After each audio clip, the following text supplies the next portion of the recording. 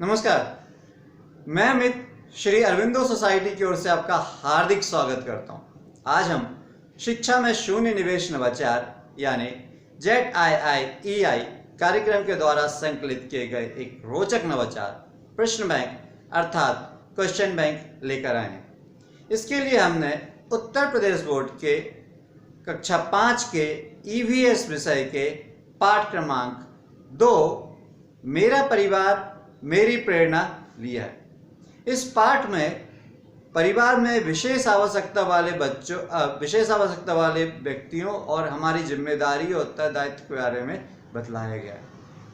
चलिए देखते हैं कि किस प्रकार से इस नवाचार प्रश्न बैंक का उपयोग हम यह पाठ मेरा परिवार मेरी प्रेरणा समझने के लिए करते हैं। जैसा कि इस नवाचार प्रश्न बैंक में बच्चे अपनी पाठ की समझ के आधार पर और प्रश्न बनाते हैं और उसके उत्तर प्राप्त करके पाठ की समझ और अधिक विकसित कर लेते हैं। यही इस नवाचार की मुख्य विशेषता या नवीनता है। इस नवाचार के कारण न केवल बच्चे पाठ की विषय वस्तु से रूबरू होते हैं, बल्कि बच्चों की सर्वांगीण विकास के लिए, बच्चों के होलिस्टिक डेवलपमेंट के लिए जो भी गुणों की आवश्यकता होती है, जैसे शिष्टाचार, अनुशासन, सहनशीलता, धैर्यता, अच्छी संप्रेषण कला, पारस्परिक सहयोग, व्याकरण, शब्दावली, युग्म शब्द, तुकांत शब्द, वाक्य विन्यास आदि बच्चे आसानी से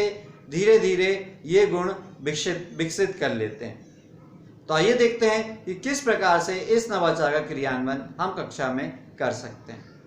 जिस दिन कक्षा में इस नवाचार का क्रियान्वयन किया जाना है, उससे पहले ही शिक्षक विद्यार्थियों को पाठ की निर्माण, व्याख्या और समझाइश दे चुके होते हैं। नवाचार क्रियान्वयन के दिन शिक्षक जितने भी विद्यार्थी होते हैं उनको 7 समूह में बांट देते हैं और हर समूह का एक प्रतिनिधि नियुक्त करते हैं।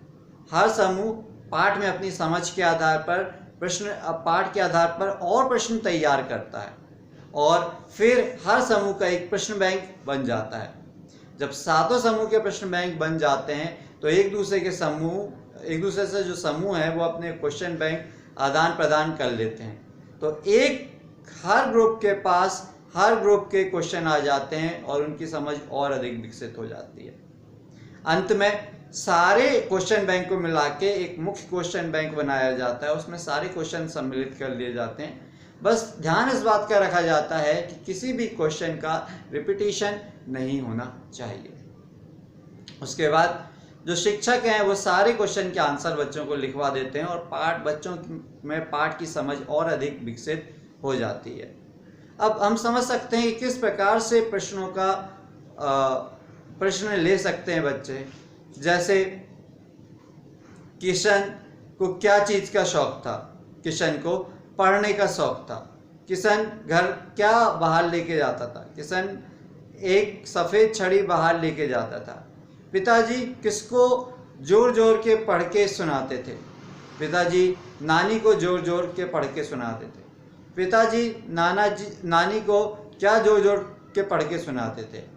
आंसर अखबार। इस प्रकार के क्वेश्चन प्रश्न बैंक में शामिल किए जा सकते हैं। ये क्वेश्चन लघुत्तरीय, अति लघुत्तरीय, दीर्घोत्तरीय, व्याख्यात्मक हो सकते हैं। इस प्रकार से इस नवाचार का क्रियान्वयन आप भी अपनी कक्षा में अच्छे प्रकार से कर सकते हैं। हमें उम्मीद है कि इस नवाचार के क्रियान्वयन से आपको बहुत अच्छी प्रतिक्रियाएं मिलेंगी और स्कूल के लर्निंग आउटकम में ज़रूर सुधार होगा। यदि ये वीडियो आप फेसबुक पे देख रहे हैं तो ZIIEI का फेसबुक पेज जरूर लाइक कीजिए। यदि आपने अभी तक ZIIEI का यूट्यूब चैनल सब्सक्राइब नहीं किया है तो आप उसको सब्सक्राइब कर लीजिए। नीचे डिस्क्रिप्शन पे इनोवेटिव पाठशाला मोबाइल ऐप का लिंक मौजूद है, जिसे आप डाउनलोड करके इसी प्रकार के रोचक, मनोरंजक, ज्ञानवर्धक नवाचार प्राप्त कर सकते हैं और अपने स्कूल का लर्निंग आउटकम में वृद्धि कर सकते हैं। वीडियो देखने के लिए बहुत बहुत धन्यवाद। नमस्कार।